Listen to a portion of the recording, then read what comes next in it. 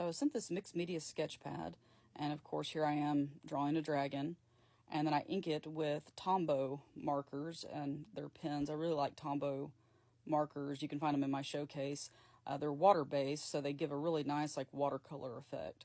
Unfortunately, with this paper, they just didn't really want to blend. They kind of floated on the surface. So for this paper, I would recommend like alcohol-based markers seem to do better, and acrylic markers rather than something water-based.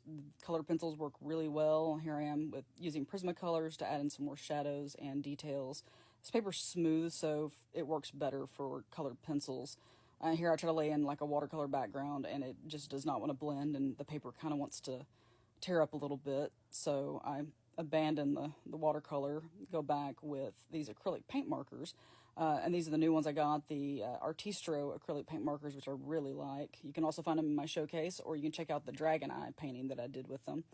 Doing a little bit more detail with colored pencils, and then I use Jelly Roll glitter pens, which you can't really see in the video, unfortunately. But it turns out really cool. The eye ends up being glittery. And here I really had no idea what I was doing with the background. I just started playing around with different things. Kind of ends up looking like seaweed, and then I decide I want to do kind of like a Monstera style plant. But the acrylic paint markers work really well on this paper. It doesn't lift or tear with these like it did with watercolor.